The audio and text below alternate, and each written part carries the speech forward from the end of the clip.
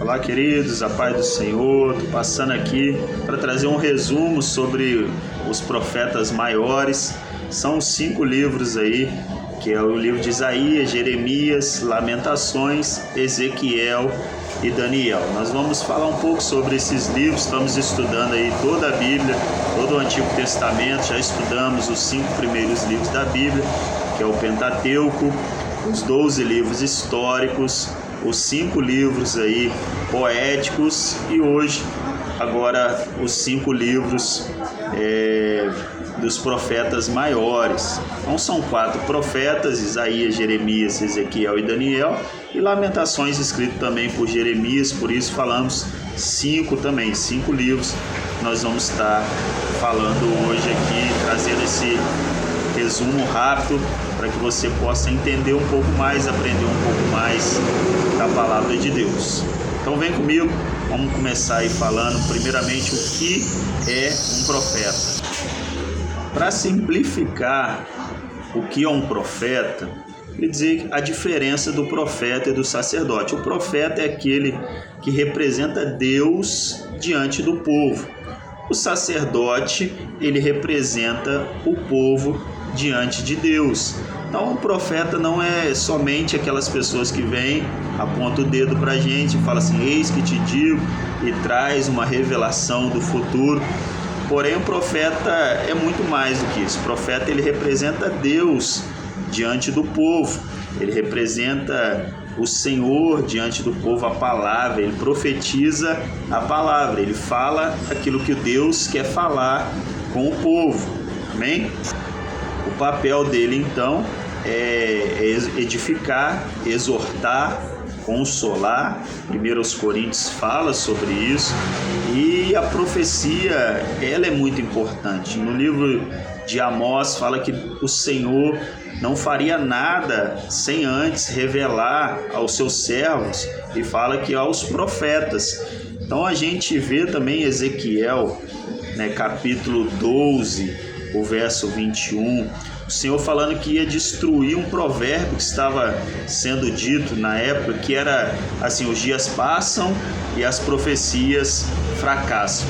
Estava desqualificando aí as profecias, estava desqualificando os profetas, e por muitas vezes a gente faz isso também. Às vezes a gente ouve tanto, Deus tem uma promessa na minha vida, mas nada acontece, Deus disse isso, mas as coisas não acontecem, e a gente começa a deixar de acreditar, a gente começa a ficar incrédulo com as profecias, com os profetas, desacreditando das pessoas.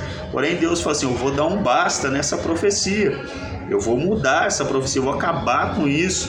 Estão tirando a credibilidade dos profetas. Aí o Senhor agora fala assim, os dias vêm vindo e as profecias vão se cumprindo. Então o profeta, a gente pode dizer assim, profetizar é adoçar a vida das pessoas com a palavra de Deus, com a poderosa palavra de Deus, seja ela para edificar, seja ela para exortar, seja ela para consolar. Então, entrando agora nos nossos 5 livros, eu quero falar eles com vocês hoje de uma ordem cronológica, que vai ser Isaías, Jeremias, Daniel, Ezequiel e Lamentações. Essa é a ordem cronológica. Nós estamos estudando aí pela ordem cronológica, e todos eles profetizam no Reino do Sul, são profetas do Sul. Por quê? Começam a profetizar ali no ano 720, 722 aproximadamente. No ano 720 foi onde teve a destruição total ali do Reino do Norte. Nós vimos nas aulas passadas, nos livros históricos, que de 1 Reis, capítulo 12, até 2 Reis 17, era o reino dividido. Lá em 1 Reis 12, Roboão e Jeroboão dividem ali o reino, 10 vão para o reino do norte, 2 fica no reino do sul, 2 tribos das 12 tribos. E começa aí essa divisão dos reinos, foi esse período todo aí de reino dividido, porém o reino do norte é destruído pelos assírios em 720 e começa também agora no reino do sul os profetas maiores a profetizarem, né? No ano 720 o rei era Ezequias, tinha ali como profeta então Isaías e Miqueias, nós vamos falar também dos profetas menores para frente, mas os dois estavam profetizando, começaram a profetizar nessa época aí, profetizando no reino do sul. Então o tema do livro aí de Isaías, cativeiro assírico, Jesus ele é visto como o Messias que há de vir. Temos alguns fatos aqui também interessantes do profeta Isaías, né? O nome dele, Jeová salva, o Eterno salva, teólogo aí, pregador, historiador, reformador, estadista, poeta, príncipe, filho de Amós, né? Provavelmente aí parente do rei Uzias, né? Fonte do Talmud, nós vamos falar do Talmud mais para frente também, patriota, mártir, né? Foi cerrado ao meio aí pela ordem do rei Manassés, também está lá na Talmud. Foi casado com uma mulher aí identificada apenas como profetisa. Então tem um ministério profético aí das mulheres também, que são chamadas de profetisa. Temos o nome dos filhos também representando aí, né, resumir uma mensagem de Deus, algo que ele estava profetizando. O primeiro filho, né, Sear-Jazub, que é um remanescente, voltará, falando que ia ficar um remanescente, que o povo ia ser voltado do cativeiro, também ia ser levado, mas porém ia voltar. O segundo filho, né, Meher-Shalal, nome bem difícil aí, mas rapidamente até os despojos, falando sobre essa mensagem também, que iam ser levados cativos, ia ser destruída toda Jerusalém. Então os nomes dos filhos dele se resumiam em cada um em uma mensagem. Então o plano de fundo do profeta Isaías era esse. Ele profetiza ali durante os reinados, final do reinado de Uzias, no reinado de Jotão, no reinado de Acás, no reinado de Ezequias e o início do reinado de Manassés. Israel, que é reino do norte, tinha sido invadido aí pelos assírios, tinha sido destruído pelos assírios, e vem a invasão aí de Judá também pelo rei assírio Sanaqueribe, porém não consegue. É onde Ezequias ele clama, ele pede uma palavra de Deus através do profeta Isaías. Isaías traz uma palavra de Deus para ele, Deus traz livramento, traz destruição lá para os assírios, e começa então esse plano de fundo, né? O Império Assírio, e a capital era Nínive, um povo violento, um povo bárbaro. A política era transferir, misturar o povo, né? Misturar mesmo, levar o povo cativo, misturar para tirar as raízes, tirar a origem do povo, espalhar, né? Enfraquecer aí as nações, enfraquecer os países. Essa era a política então do Império Assírio, e a gente vê esse plano de fundo então, Isaías profetizando aí quase um período aí, mais de 60 anos, profetizando, sendo usado por Deus, trazendo tantas coisas poderosas aí, né? Então a gente vê também algo muito interessante, queria falar com você hoje, sobre a mini Bíblia, que o livro de Isaías é visto como uma mini Bíblia, porque o tema central é Jesus, né? Isaías tem 66 capítulos, a Bíblia tem 66 capítulos. Os primeiros 39 livros aí do livro de Isaías, os 39 capítulos, eles são falando sobre juízo. O Antigo Testamento aí, 39 livros também falando sobre o juízo, falando sobre as leis, né, na Bíblia. Agora 27 livros aí sobre consolo, sobre restauração, e no Novo Testamento também são 27 livros falando de uma nova aliança, de restauração, a vinda do Messias. A primeira parte aí do livro de Isaías, capítulo 1, verso 2: ouvi os céus e a terra, criei os filhos e os engrandeci. Aí em Gênesis 1:1, começo da nossa Bíblia, no princípio Deus criou os céus e a terra, e termina aí com o retorno da Babilônia, né? Lá em Isaías também, capítulo 39, termina com o cativeiro babilônico. Aí agora no Novo Testamento, né, nessa segunda parte dos 27 livros, e Isaías começa no capítulo 40, verso 3, falando: voz do que clama no deserto. Mateus 3:3, início aí do Novo Testamento, voz do que clama no deserto. Final do livro de Isaías, tantas coincidências, né? Jesus, cidência, por isso que é visto como uma mini Bíblia. 65, 66, novos céus e nova terra, nova Jerusalém, falando dessa restauração. Agora Apocalipse, novos céus e nova terra, a nova Jerusalém. Jesus, o tema central do livro de Isaías. Jesus, o tema central da Bíblia. Então, por isso, consideramos o livro de Isaías uma mini Bíblia. Por que Jesus é visto aí como o Messias que há de vir?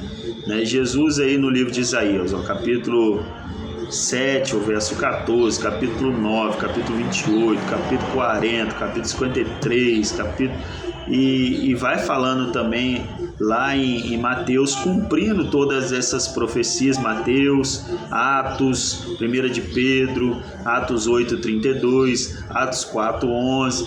Então o livro de Isaías fala sobre a vinda de Jesus. Capítulo 53 é até um capítulo proibido aí na sinagoga para ser pregado, porque traz essa verdade que Jesus é o Cristo, aquele que havia de vir. Verdadeiramente ele levou sobre si todas as nossas enfermidades, todas as nossas dores, o castigo que nos traz a paz estava sobre ele, falando de todo o ministério, né? Toda a vida ali, todo o propósito de Deus através de Jesus como Messias, como Salvador.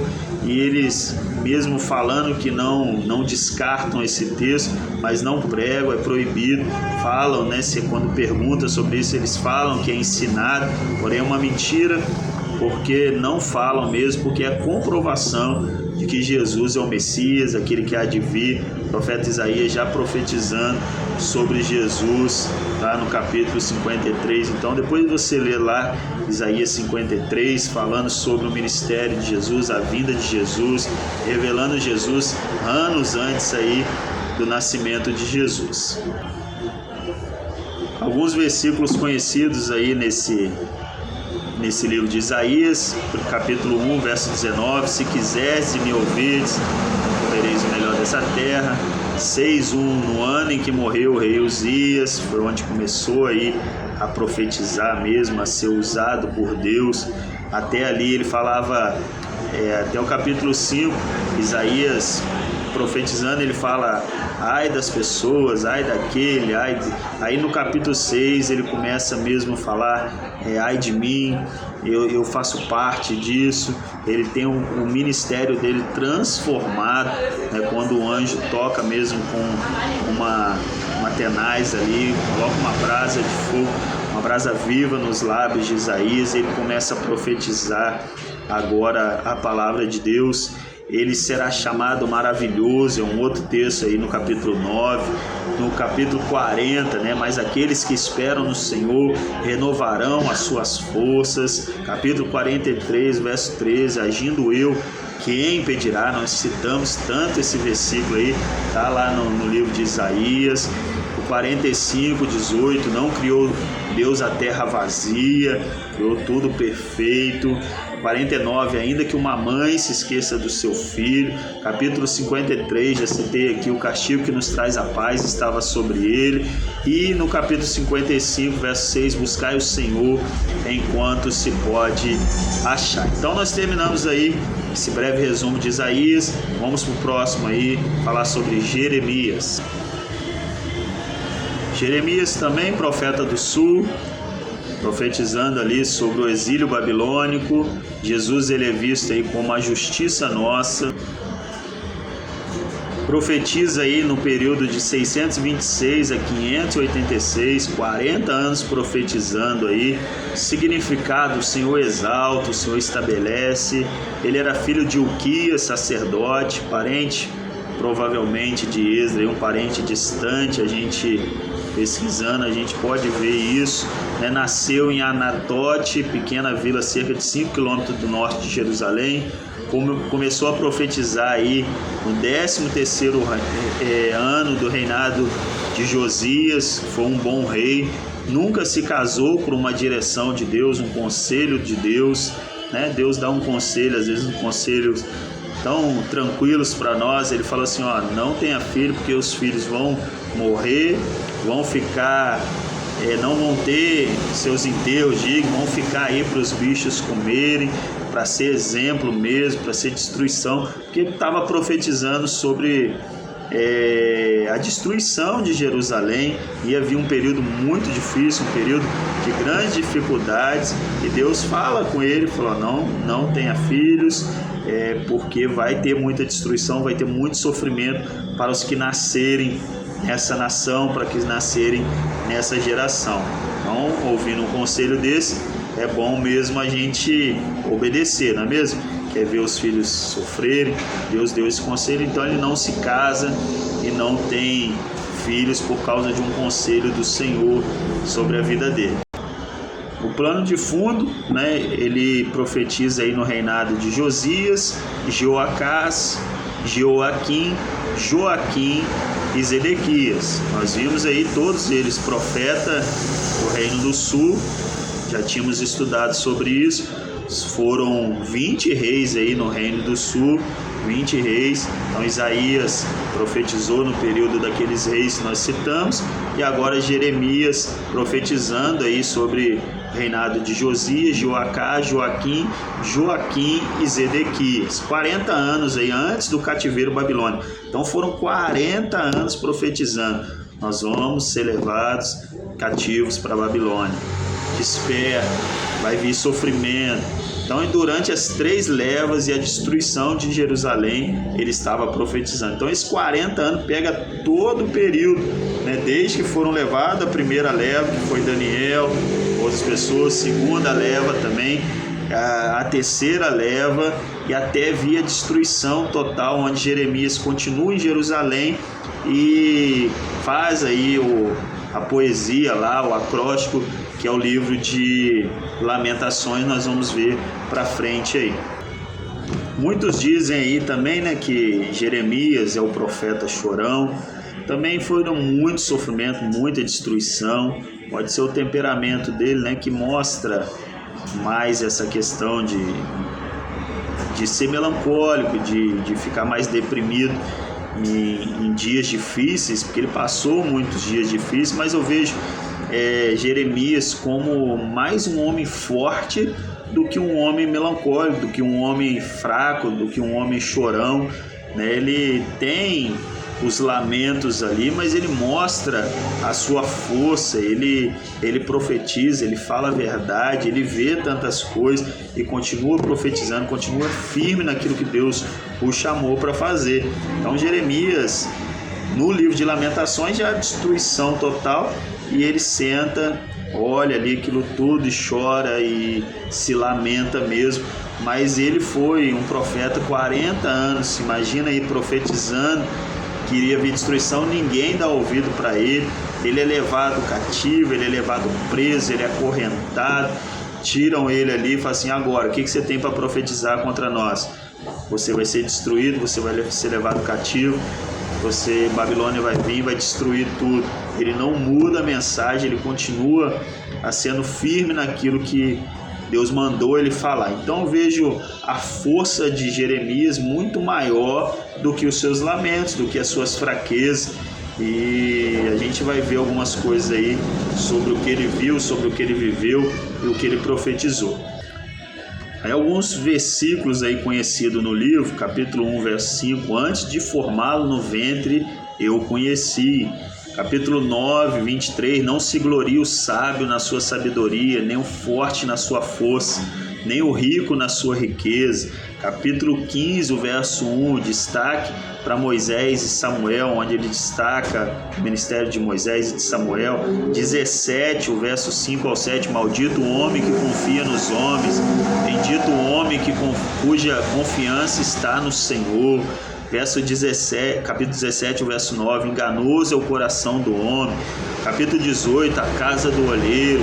Capítulo 23, Deus de perto e de longe, né? O verso 23, alguns versículos conhecidos aí do livro de Jeremias, o profeta Jeremias. Então, profetizando 40 anos a mesma profecia.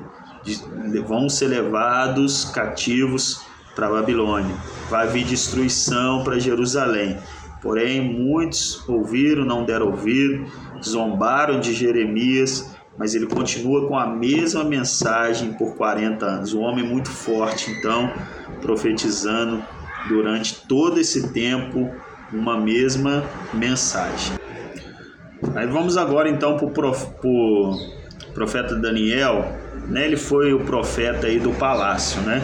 A gente brinca falando que ele foi o profeta dos ricos e famosos, porque ele foi levado aí cativo para a Babilônia e lá ele cresce, ele não se mistura com as coisas de Babilônia, ele honra ao Senhor e tem todo o seu ministério aí sendo honrado por Deus, sendo governante em Babilônia e também no Império Medo-Persa.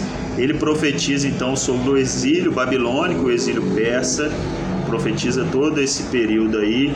Jesus ele é visto como a pedra que esmiuça, falando da visão ali da estátua. Nós vamos ver mais para frente que o sonho que Daniel teve, interpretou ali da estátua, né? Que Nabucodonosor teve, Daniel interpreta, que é aquela estátua lá, e vem uma pedra que esmiuça, e Jesus ele é visto como essa pedra que esmiuça a estátua.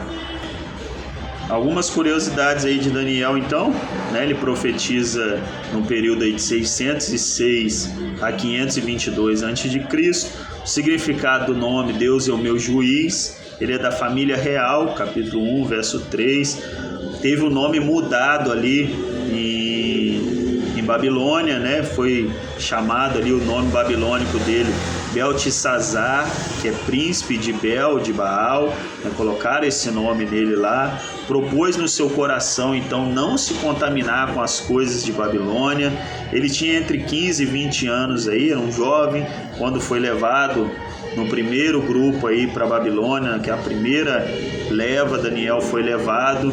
E segundo Reis 24, Daniel capítulo 1 fala sobre isso.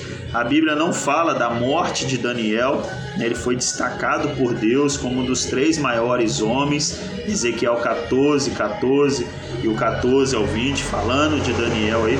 Foi um grande profeta. Quando ele foi levado ali, o rei Dário joga ele na cova dos leões, Deus livra de forma poderosa. E depois não se fala mais ali de Daniel, a gente não sabe como ele foi morto, né, como foi a sua morte, mas foi um grande profeta, uns 3 maiores homens de Deus aí citados no livro de Ezequiel também, nós vimos aí, né? Teve também os seus 3 amigos, que foi levado cativo junto com eles, né, Sadraque, Mesaque e Abednego, tudo isso nomes babilônicos, tiveram seus nomes mudados também, que era os nomes deles, né, era Hananias, que foi virado Sadraque, né, que significava Jeová é misericordioso, agora Sadraque, amigo do rei. Misael, que teve o seu nome mudado aí para Mesaque, né, Misael, quem é como o nosso Deus, agora Mesaque, quem é como Acu, que era o deus da lua, e Azarias, que o nome era Jeová é o meu socorro, foi transformado aí, foi mudado o nome para Obed-Nego, né? Obed-Nego, servo de Nego, ídolo que representa aí Mercúrio. Então teve todos os 4 seus nomes mudados, porém Deus os honrou, eles não se contaminaram. Sadraque, Mesaque e Abednego, né, nome babilônico, aí, foram lançados na fornalha de fogo, porém tinha o quarto anjo da fornalha, Jesus estava com eles lá, não foram queimados. Aqueles que jogaram foram ver ali, o rei foi se aproximar, né, foram queimados também, foram destruídos. O rei se converte ali ao coração deles, né, traz honra para eles ali também, vê o poder de Deus. Então a gente vê os 3 amigos de Daniel, esses 4 jovens que foram levados na primeira leva, sendo honrados aí em Babilônia, governando em Babilônia, sendo destaques em Babilônia. O livro de Daniel também é visto como um apocalipse do Novo Testamento, né? Vasto conteúdo aí profético que aborda temas aí como a grande tribulação, sobre o anticristo, a segunda vinda do Senhor Jesus, o triunfo do reino de Deus, a ressurreição dos justos e os ímpios, o juízo final. Nós vamos falar lá sobre a estátua também, quando chegar no período interbíblico, essa visão de Nabucodonosor, onde a gente vê, né, Daniel interpretando ali, falando que eram os reinos que seriam levantados, e a pedra que esmiuça essa estátua, falando sobre o último reino, que é Jesus Cristo, né? Tem algo interessante também, a gente vê que Nabucodonosor, ele não quer ser apenas a cabeça dessa estátua, ele faz uma estátua lá gigante, uma estátua, né, aproximadamente aí 6 metros, 27 metros, não sei, não me lembro aqui, de altura e 6 metros de largura, toda de ouro, trazendo essas coisas, algumas medidas ali que representam muita coisa também. A gente vê números ali que vai trazer essa questão também do 666, sinal que fala lá em Apocalipse, sinal da besta, né, sinal do anticristo. Então um livro profético, um livro que é visto aí como o Apocalipse do Antigo Testamento. Então temos alguns ensinamentos aí desse livro de Daniel, né, Daniel 1, ser fiel é uma escolha diária. As aparências aí dos 4 jovens era melhor, no verso 15, né? Não se contaminaram com as iguarias do rei, comeram ali frutas e legumes, não se contaminaram e a aparência deles foram melhor. Então o ensinamento aí, ser fiel é uma escolha diária. Daniel 2, o sonho de Nabucodonosor, né, comparado a Daniel 7 aí ele intercede pelos sábios, livrou os sábios, né, colocou intercessores, foi orar, foi clamar por uma revelação de Deus. Deus revela o sonho para ele, né, falando ali da cabeça de ouro, que era o Império Babilônico. Agora a parte do tronco, assim, a parte de cima é o Império Medo-Persa, que a parte de prata que eles viram. Aí agora a parte de bronze, né, a cintura ali para baixo, que era o Império Grego, e depois as pernas, né, de ferro, o Império Romano, e no final ali o ferro misturado com barro, que é o Império Romano restaurado, né, misturado aí o Império Romano junto com a religião. E foi a interpretação de Daniel, mas ele ora, ele pede, ele intercede, ele clama a Deus, e Deus revela muitas coisas para Daniel. Então nós aprendemos isso. O profeta, ele é boca de Deus, o profeta precisa ter intimidade com Deus, o profeta precisa orar, precisa interceder para ouvir, saber o que Deus quer para a geração, para as pessoas, quer que saia da nossa boca, que Deus quer que a gente profetize. O capítulo 3 de Daniel é o único que não fala desse reinado dele, desse governo dele junto com Babilônia e o Império Medo-Persa, porque fala sobre a fornalha de fogo, onde Sadraque, Mesaque e Abednego é jogado nessa fornalha de fogo, porque não quiseram se prostrar aí diante da estátua, se prostrar, né, diante de outros deuses, mesmo que não nos livre, falando de Deus aí, os jovens falando, fique sabendo que não prestaremos culto a outros deuses. Muito forte, né? Mesmo que Deus não nos livre dessa fornalha de fogo, nós não vamos prestar culto a outros deuses, fique sabendo disso. Então foi o que os jovens disseram lá para aqueles que queriam destruí-lo, queria que eles se recuassem, se contaminassem, adorassem a estátua do rei. Eles falaram que não vão se dobrar diante de outros deuses. Capítulo 4 e 5, o segundo sonho aí de Nabucodonosor. O rei depois reconhece a grandeza do Deus de Israel. Ele tem poder para humilhar os orgulhosos, verso 37. Aquele período que o rei fica como animal, comendo as coisas do campo, vivendo mesmo como animal. Deus trouxe ali, humilhou para quebrar o orgulho de Nabucodonosor, e o rei reconhece a grandeza então do rei de Israel. E no capítulo 6, Daniel lançado nas covas dos leões, e ele disse: ele livra, salva e faz sinais e maravilhas no céu e na terra, o verso 27. No capítulo 7 ao 9 aí, falando sobre as 70 semanas aí de Daniel, 70 semanas de anos, foram se cumprindo tudo, Nós acreditamos aí que estamos chegando nessa última semana de anos, ou já estamos nessa última semana de anos, que é o fim de todas as coisas, Mas depois a gente estuda mais sobre isso. No livro de Apocalipse nós vamos falar um pouco sobre isso também.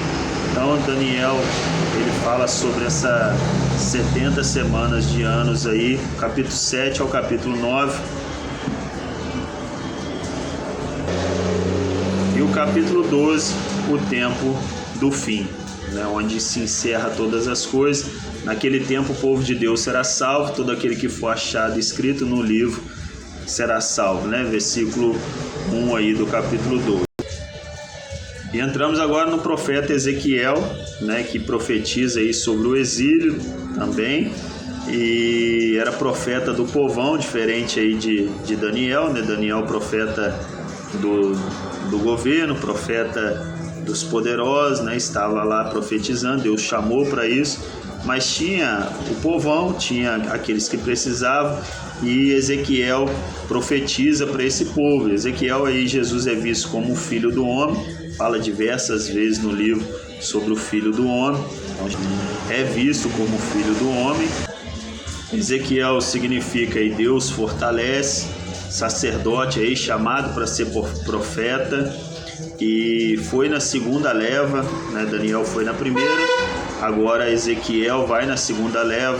Era casado também, capítulo 8 lá fala cabelo cacheado, filho de Buzi, provavelmente aí foi discípulo de Jeremias, começou seu ministério com aproximadamente 30 anos.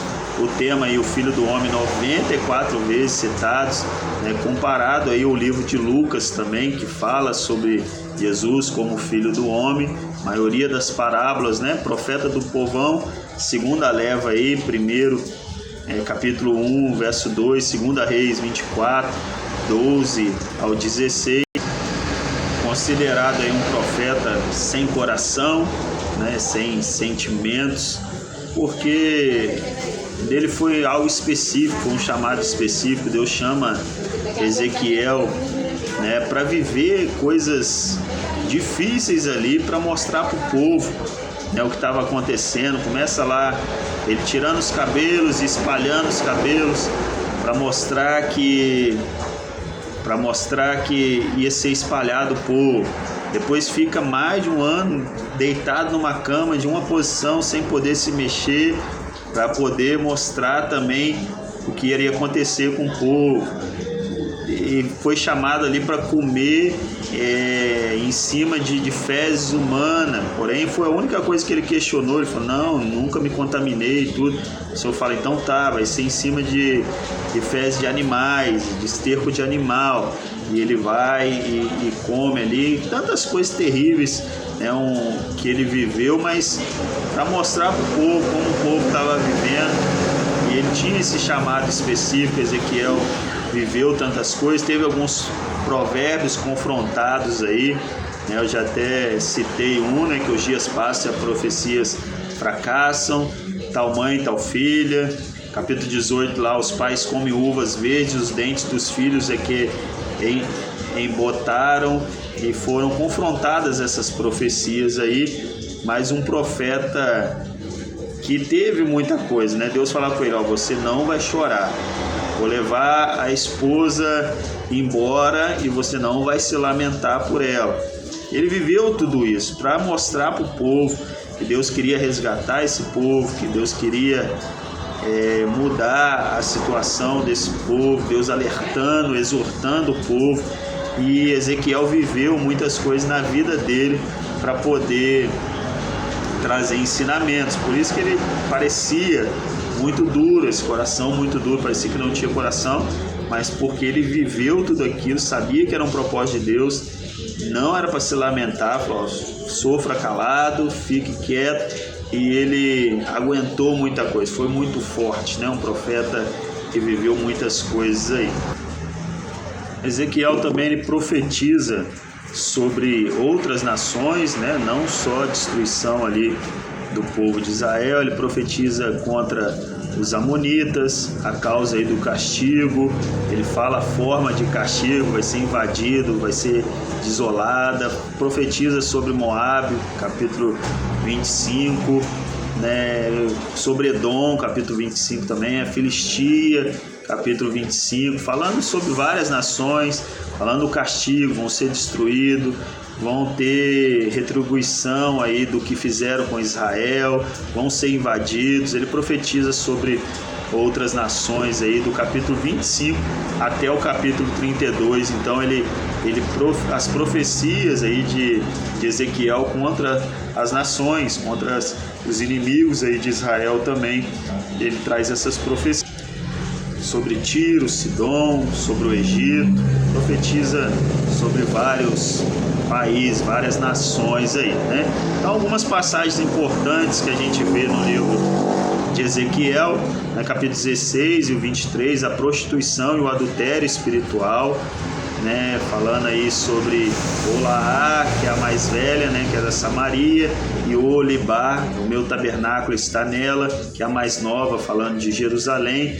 No capítulo 34, a profecia contra os pastores infiéis, passagem muito importante aí. Capítulo 36, um coração de carne, vou colocar neles um coração de carne, tirar esse coração de pedra, profecias muito importantes aí no livro de Ezequiel. Capítulo 37, o vale de ossos secos, né, profetizando aí sobre o vale de ossos secos. Filho do homem, né, pode esses ossos reviver?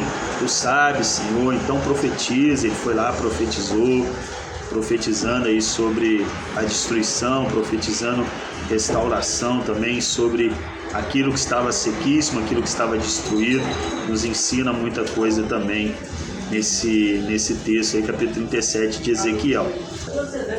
Terminando então, a gente entra agora no livro de Lamentações de Jeremias, né? Choro e expectativa, né? Choro pela destruição, expectativa pela restauração também. Jesus é visto como esperança, capítulo 3, o verso 21, profecia no sul, nós já falamos sobre isso. Então vem destruição aí total de Israel, né, onde sofrimento aumenta muito. Jeremias profetizando 40 anos, nada acontece, ninguém dá ouvido, e ele vê tudo isso acontecendo. Agora ele vê cenas de canibalismo, né? Jeremias 19:9, Ezequiel 5:10, Lamentações 2:20, né? Vamos comer os nossos próprios filhos, porque estavam cercados ali, né? Por três anos ali sem comida praticamente, entrando, e a cidade toda desolada, a cidade toda destruída, as casas destruídas. Jeremias ele fica em Jerusalém, ele prefere ficar, ele teve a oportunidade de poder ir, né? Tinha esse respeito ainda, mas ele fala, eu vou ficar, vou profetizar, fica só os mais pobres, os que não poderiam agregar em nada lá em Babilônia, ficam ali com a terra destruída, fome, pessoas, mães vendo os filhos morrer, por muitas vezes ter que comer a carne dos filhos, e ele vê tudo isso, senta, chora, lamenta, e também começa a crer ali, ter a expectativa que seria restaurado. E a gente vê essa força aí de Jeremias, que mesmo nesse período de destruição, de sofrimento, onde ele chora por tudo que ele está vendo, ele faz esse livro aí de Lamentações, trazendo lamentações sobre várias coisas, porém ele separa aí, faz um poema acróstico, né? Os primeiros livros aí de Lamentações são poemas acrósticos, né? A gente vê que o alfabeto aí tem 22 versículos, né? Esse alfabeto hebraico, cada letra aí começa com cada letra desse acróstico, né? Desses versículos aí de Lamentações começa com uma letra desse alfabeto hebraico, e a gente vê muita coisa aí, ele prepara todas essas coisas e lamenta, porém ele tem essa expectativa que a profecia era que iriam retornar depois de 70 anos. Então, Lamentações é esse final onde Jeremias profetiza por todo esse tempo, primeira, segunda e terceira leva, ele profetizando: vamos ser destruídos, vai ser destruído, Babilônia vai ser invadido, Israel vai ser invadido, Jerusalém vai ser invadido e vai vir destruição. E depois ele vê isso tudo acontecendo, essa destruição, falou: chegou ao fim. Ele lamenta, ele chora, porém no fundo ele tem essa expectativa da restauração, que Deus já tinha falado através dele da restauração também, que teria depois de 70 anos cativos. Teve os ensinamentos ali, o povo aprendeu muitas coisas, foram levados cativos por causa da idolatria. A idolatria trouxe sofrimento, porém teve um momento de resgate e de restauração também. Então nós finalizamos aqui os livros dos profetas maiores: Ezequiel, Daniel, Jeremias e Isaías, e Lamentações de Jeremias também. Nós falamos um pouco sobre eles, um resumo. Que Deus abençoe você aí e que você possa buscar mais, estudar mais, querer entender mais da palavra de Deus, que o povo perece por falta de conhecimento. Se a gente sabe, sofrimento tudo aí por causa de desobediência, por causa de idolatria, fuja da idolatria, obedeça ao Senhor. A gente precisa aprender com tudo que Deus já falou, que ficou escrito para nosso ensinamento, e com a vida dos profetas também. Amém? Deus te abençoe. Vamos junto.